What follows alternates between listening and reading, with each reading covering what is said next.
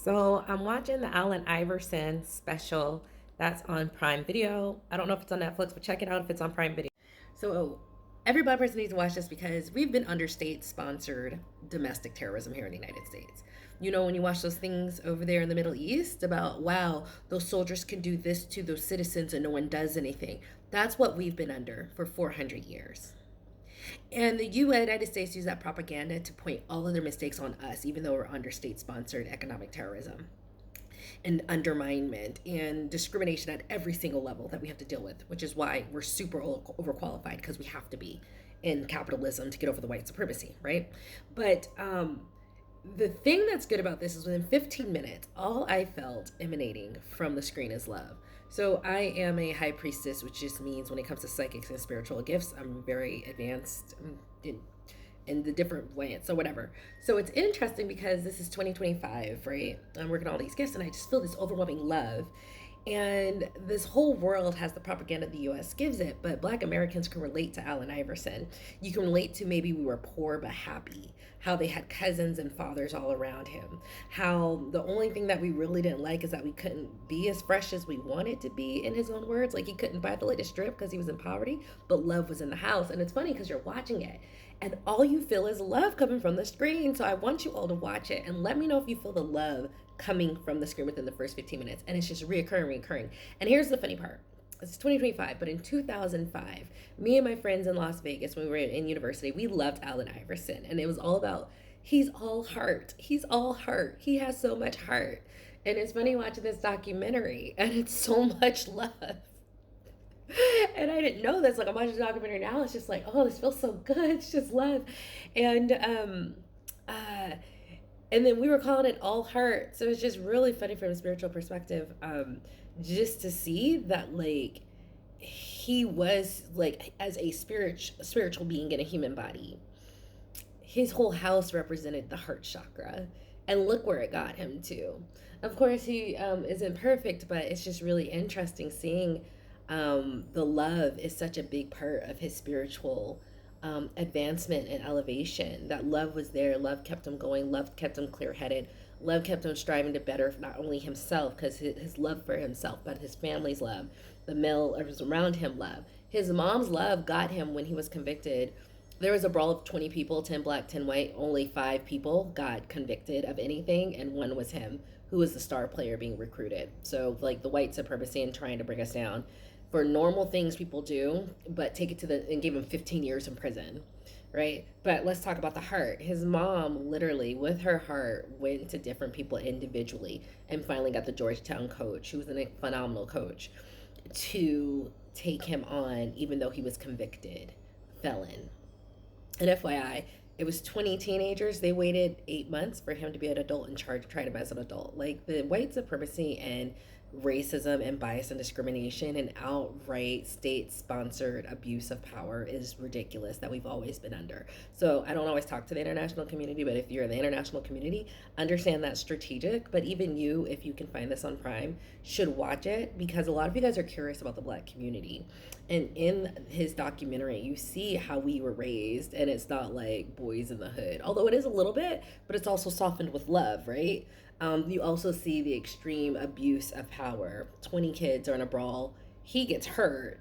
5 people are tried, all black, not the other 10 white kids, and the other 5 kids, right? And the one with the $1 million contracts and being recruited. So Tampa, all the potential. America, you're seeing it now, but what it's been is 400 years of them being quiet about state sponsored terrorism against us. So if you're curious about us, this is good because and to the black community, you should watch it too, just to feel that love, because that love for a lot of us is familiar. Not all of us had the same household. Another thing too I noticed is that everyone, when they're born, you're born at a certain spiritual elevation and maturity level. Its emotional maturity level corresponds to your spiritual maturity level. And I was sort of lower on the pole versus where I am now, emotionally, spiritually mature wise, and emotionally mature wise. It's interesting seeing his girlfriend was a highly emotionally mature being. His mom was a highly emotionally mature being. His 2 uncles were highly emotionally mature being. You guys don't know, but you do choose your family before you incarnate here. Just like I chose my daughter chose me because we had different things that she needed to learn, I needed to learn, that we could learn from each other. That's how it's supposed to be. Yes, you do sign up for it. Sometimes it go off the rails, but most times it is what you want it to experience so you can grow and learn from that particular emotional battlefield, right? But it's just so interesting to see how it's all heart, but it's also so interesting to see how he was firmly placed around the most spiritually elevated souls, maturity wise. You can just see this in certain people that you can, and that definitely got him all the way through. But it's just really interesting seeing like who's to me. So I see things from a spiritual perspective. I'm like, dang, who was this soul that had all this support surrounding him? Even when he went to the Georgetown coach and the Georgetown coach agreed to take him as a convicted felon under his wing, he was like one of the most highly mature spiritual beings. He was Coach John, I don't know, read it, Coach Johnson or something from Georgetown. And it's just so interesting that he just consistently had the tutelage and the mentorship of all these really advanced, accomplished souls who were watching over him and advocating for him. That's me. I'm like, who is he? Who to have like this much spiritual support? I had a little bit, but I didn't have his level. So Black Americans, go ahead and watch it. The love, the poverty, all of that, but the fun and the family is so familiar, and like the love shoots off the screen. So tell me if you can feel it. And the international community who's curious about the Black community, just understand, like, if we didn't have so much abuse of power, like the country would be so much better. But they don't want the country to be so much better if the so much better is led by us and they're not the face of it. What they want is all of our talents, but they want to get the accolades and the money. And what's been happening in 2025, it's all falling down, as it should.